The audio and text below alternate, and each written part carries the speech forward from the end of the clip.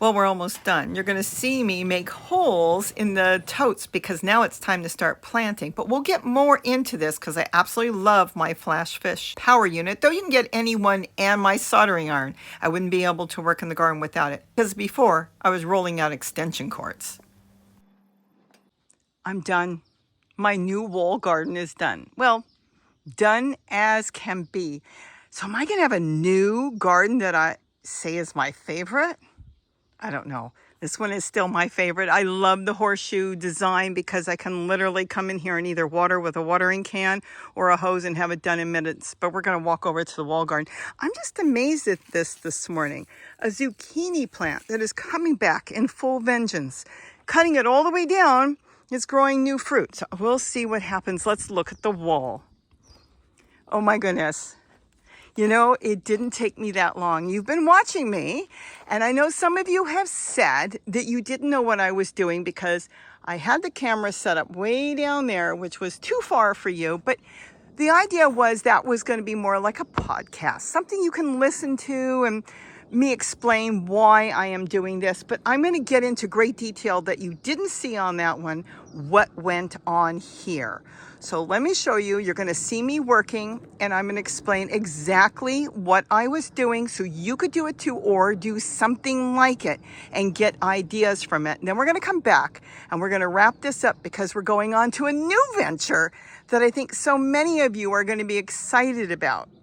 And I'll bring that up in a few minutes. You're going to go, oh my gosh, it's done. It's here. Well, it's not done, but it's coming.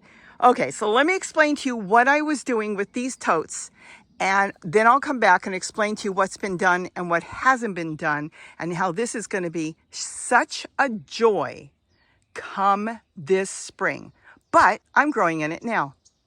So let's take a look at what I did this past week. So now you're going to get a close-up of what I've been doing out in the yard. And each of the totes will be done similar. They're never going to be the same. It's whatever weeds I pick up. Now these are weeds that are growing all over the yard. I'm still pulling them. Now I put my weeds, if not on the very bottom, close to the bottom.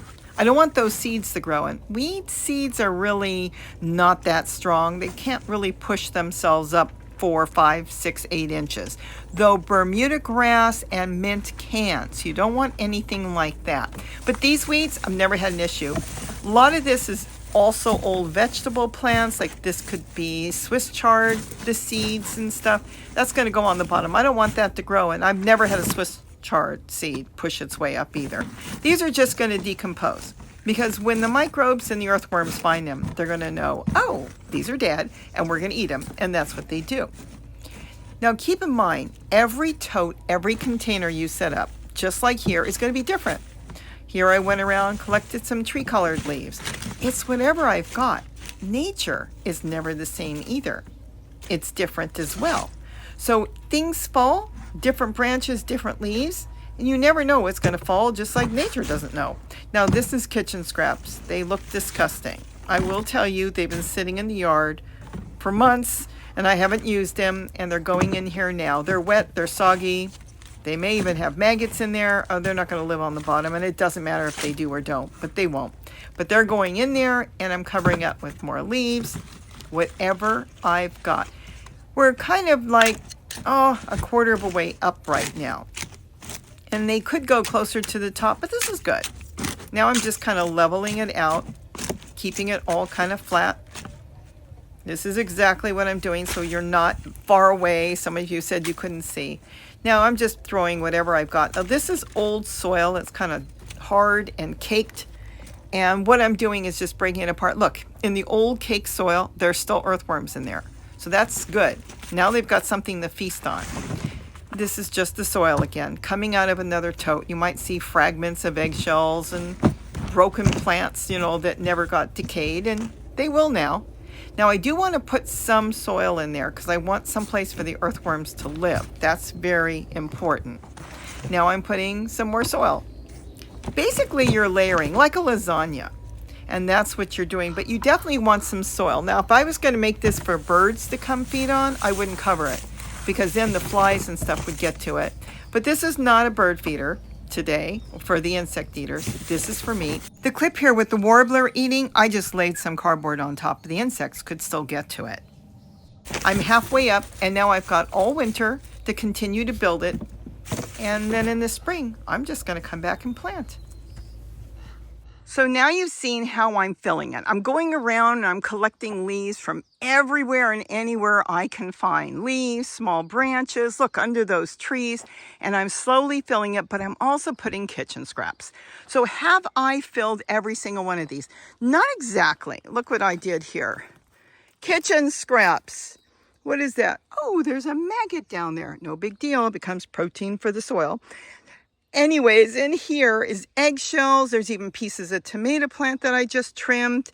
I've got, potato peel and onion peel and all kinds of greens that I didn't use from the garden. Everything that came out of the kitchen. Whatever is in the refrigerator that we can't eat gets dumped in a bucket and then it's brought out here. Now that's not ready. Of course, I could never...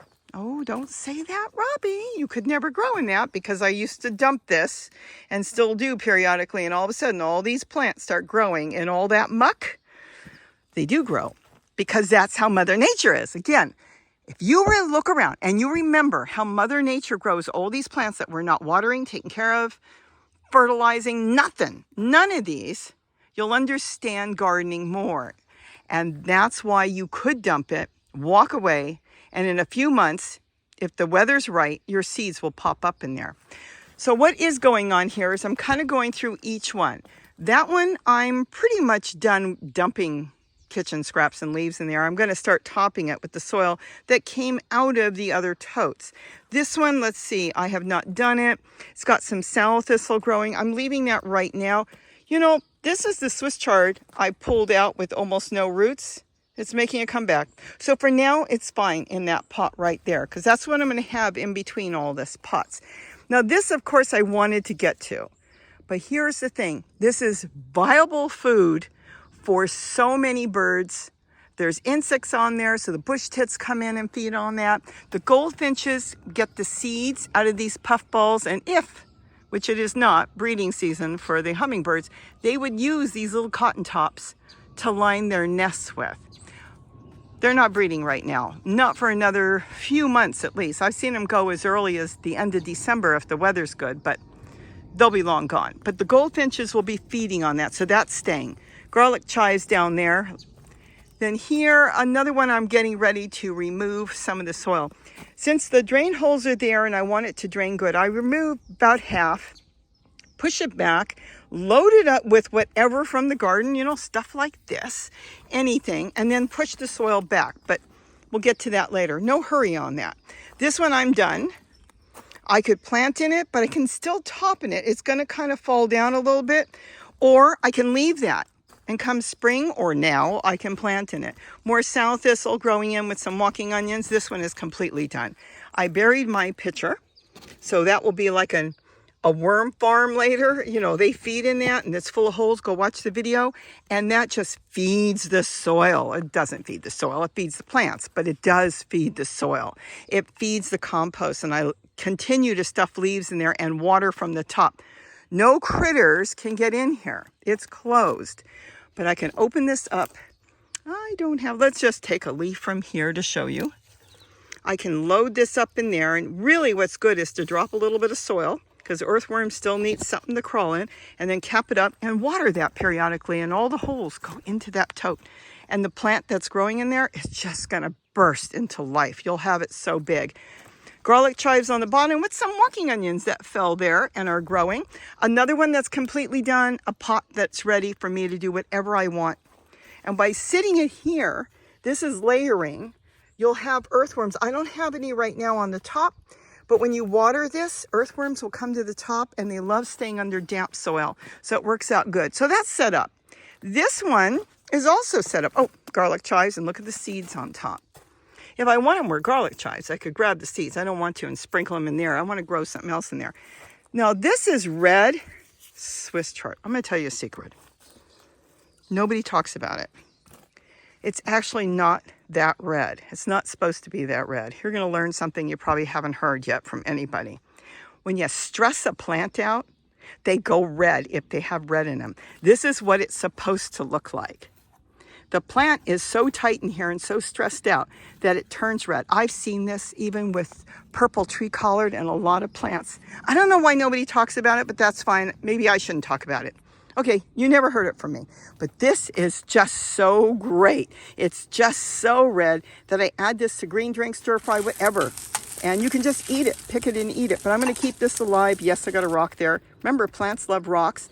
Then I've got more walking onions that are in there. And again, come spring, I can plant here, I can move this out, but I think I'm gonna leave it. Because when you water this, I don't even have to water the rest if I don't want to. This will water the entire tote and hold water for the plant roots that are growing here. Let's say a squash, cucumber, whatever I want to plant there, watermelon. They benefit each other. Probably we'll put a plant there too. Now these I'm getting to. As you can see, I love topping things here. You could even use an old tile. Oh, see, is there a worm? Oh gosh, they go under so quick. Even a piece of tile, that's trash, piece of Tulle I found. That too is like a layering effect, but I really do like putting pots there. And there's all kinds of critters moving around under there. Because again, I can water here, and I don't want to get rid of this because this is sow thistle. Again, very important for the birds, especially this winter. Now, I could do multiple things on this because you just saw me fill one of them, which are all filled almost the same, but of course it's whatever I found. So if I found a little more sow thistle or more Swiss chard or who knows what I found, one may have more than the other, doesn't matter, no, because it's the microbes breaking it down that feeds the soil. So it doesn't matter what they're really breaking down, though I really do love tree colored. But anyways, I could plant in this or I can continue to build that this winter. So that is what's going to happen now. I can plant in it anytime I want. Come spring, well, if the weather's nice, just come out here, start pushing some seeds around, and if they grow, I don't even have to buy any plants. Going to cater to my moringa, who is also being layered by a Swiss chard down there in a container, and then I've got celery. And these I haven't gotten to, and I have decided, I think I'm going to go with these colors here. That's my last kind of brown gray tote that came from the bottom. You watch me remove all the totes that were in between the chairs. I'm going to have no totes on the ground here. I don't have to worry about gophers or rabbits. The rabbits can't get into any of these either. I may have to protect them from squirrels or birds, depending on what I'm protecting and how I want to do it. But I think I'm going to go with those colors. They're kind of subdued and they blend in nice. I've got to get some holes in there, and I'll show you how I do that. So my go-to tool in the garden is a soldering iron. It can be any type you want, though I do get them from Harbor Freight and Walmart as well. Any of them will work to make holes in all kinds of containers. I'll show you a couple different things. And this is a little unit called the Flash Fish. It's 200 watts. I love it. I've got 3 of them. I use them all over. I use them in the garden. I use them for the soldering iron, glue gun. I even set up my camera sometimes with them. And we have lost power in the middle of the night, and we have plugged in lamps and everything, and we can charge. Well, we don't want to get into that, but I love it. Now here is a green container. This is just something I'm going to go plant lettuce in. I would never be able to do it this quick. I used to put a knitting needle over a hot flame to make holes. You could drill them, but sometimes you crack your plastic. This has worked wonderful. It doesn't matter if you're going to do it from the inside or out, though notice inside is smoother than the outside. It's just to make holes in a container. Now, I want you to know this is not an ad. This is just one of my favorite tools, soldering irons. And the power unit, that's up to you. You can get an extension cord. That's what I used to do when I used them outside. I plugged in an extension cord and I would drag it around the yard. Or I would heat up the soldering iron in the house, plug it in. I run outside real fast because it will stay hot for about 3 or 4 minutes. So if you work quick, you can do it that way.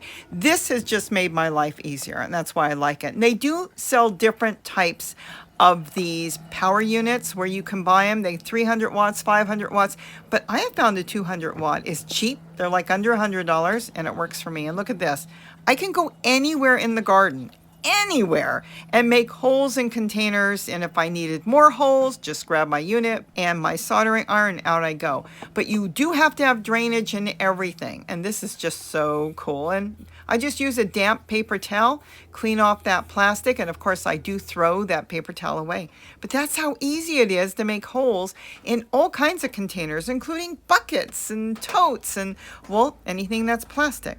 Just plug it in and make your holes as needed. And that's it. So am I pleased? I am so pleased. I got this done so quick. I can't believe it, because gardening shouldn't take a long time. You don't have to overthink it. Just do it. So now I can come out, dump in more kitchen scraps on ones I haven't done yet, like this, and go from there and see how we're going to do it. And come this spring, I should be done and not even have to think about it. Oh, it's spring. It's time to plant. And that's what I'm going to do. Let me turn you around here to get you a sneak peek on something you've been waiting for.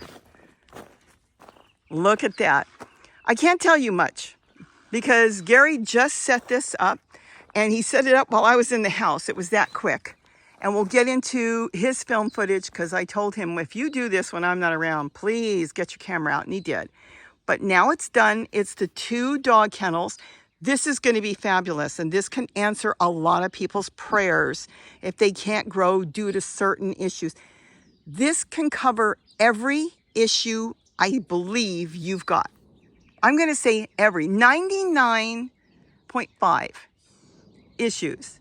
And we can go over that when we get there. But he's decided to put a footing here, since years ago he laid so many wood chips and it could sink, because he said it's about 6 or 8 inches of wood chips. He was looking for the ground and he couldn't find it. So he's going to lay, I think, I shouldn't say, I don't know. I don't think he's going to do the whole thing. It's not going to be a full pad, and he decided not to go with stepping stones like he did that one. But he's going to do runners, and it's going to be sitting on runners. So we will come back to this another day. Today, it's so I can start clearing all this out, decide how I'm going to do the wall garden, but I am done with this entire section. This I'm going to change up a little bit when I get to it, and I'm going to get to it fairly soon, and I'm so excited. So I wanted to share that with you. Please, if you have questions, ask your questions, and if I don't get back to you, don't worry, because you'll probably find your question answered or talked about in another video, because sometimes it's easier to do it that way than to try to write out an entire thing when I can just show you, and that works much better. And that's going to be my compost tea. It's 2 buckets. I've got videos on that. The bottom is just where it's going to have water, the blue one. The top one has all the leaves. It's filled with water, and I can pick it up and drain it, and then I can use a watering can and go through if I want and feed all these plants. Don't really need anything right now because there's so much in there, leaves and kitchen scraps and everything.